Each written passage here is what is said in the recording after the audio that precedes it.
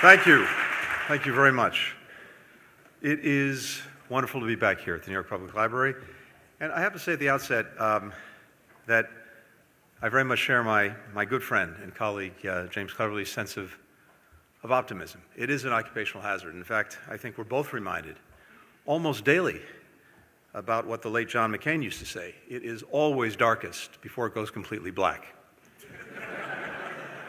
But here at this library, in fact, you consistently, for so many years, so many decades, are actually bringing light to the greatest challenges of our time and light through knowledge onto what we need to carry our societies forward. It's a living demonstration here at the library of how information and ideas, when freely accessed and exchanged, can actually empower people and empower communities.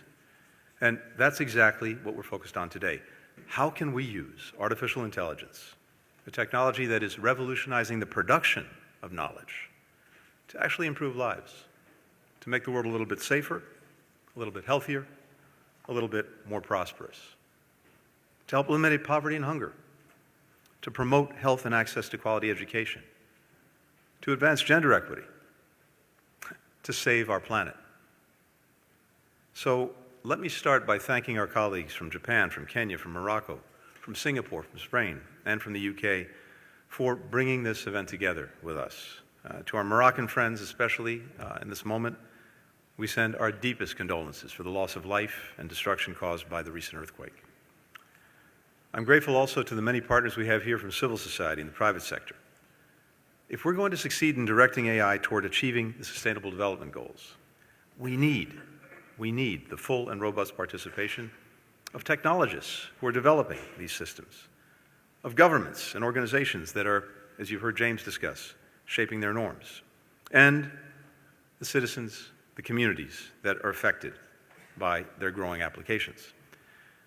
So today, as everyone in this room knows, we are in an entirely new era of AI. Powerful generative systems like GPT-4, orders of magnitude more capable than their predecessors, are vastly increasing the capacity of machines not just to process information, but to create original content, to perform complicated tasks, to solve the most vexing problems. We all know as well that this new era brings potential harms and hazards, including AI systems producing false information, reinforcing bias and discrimination, deepening inequities, or being misused for repressive, destabilizing, dangerous purposes. In coming days, months, and years, it will not be our technical capabilities that define our future, but how we choose to use them. Our responsibility is, of course, to minimize the risks while maximizing the potential for AI to tackle some of the world's biggest challenges. And that has to include achieving the Sustainable Development Goals. The goals that we, as an international community that's come together as it does every year this week, goals that we set for ourselves in 2015 to bring about a better future for all our people, and, as we said, a shared blueprint for peace and prosperity for people on the planet now and into the future. But here's the reality. We are falling short. We're halfway to 2030, the deadline that we gave ourselves for hitting these targets. And yet, we are on track to achieve just 12% of the SDGs. 12%. Our progress seems to have plateaued on half the goals that we set. On nearly a third, we're actually moving backward. We're regressing.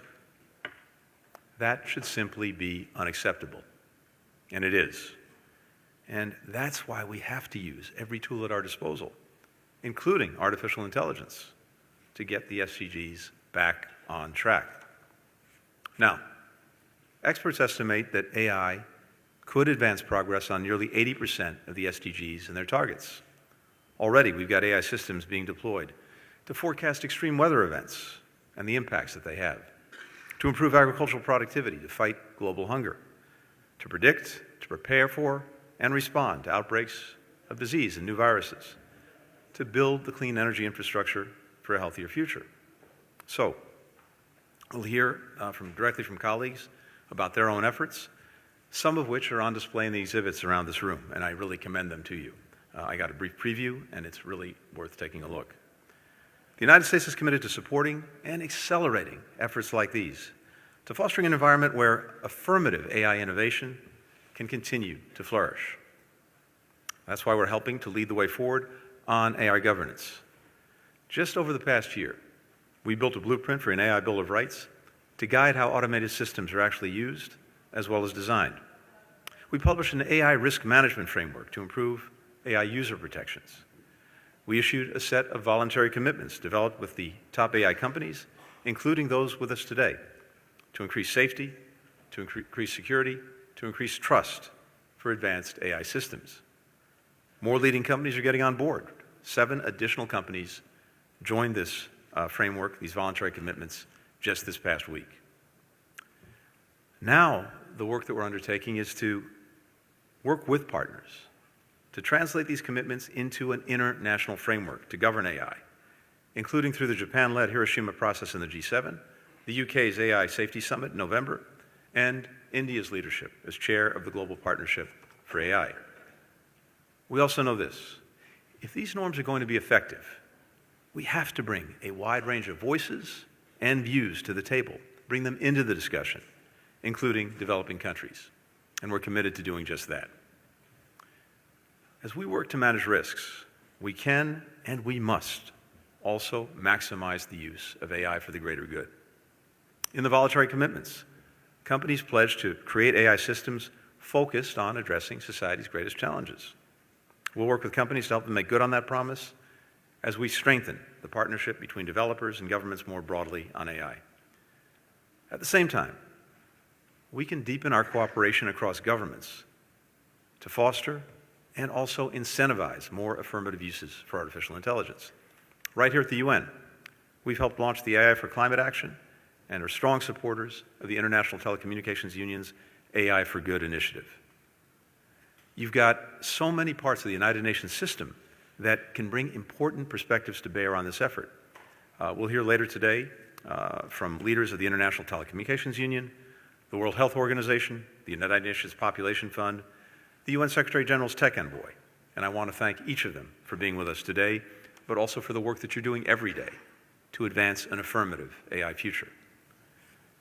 Today, I'm also pleased to announce a new $15 million commitment by the United States to helping more governments leverage the power of AI to drive global good, focused specifically on sustainable development goals.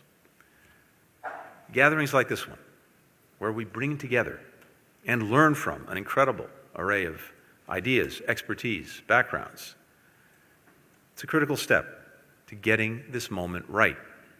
As President Biden likes to say, we are in so many ways at an inflection point where the decisions that we make today will shape the world not just for years to come, but for decades to come.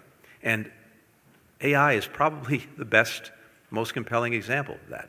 The decisions that all of us make collectively today about how we shape the future of AI, that is going to define our world for decades.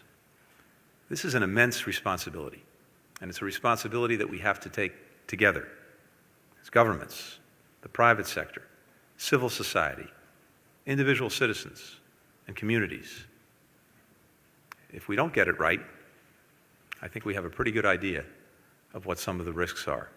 But if we do get it right, and we can, and we will, and we must, the opportunities are almost endless. Thanks very much.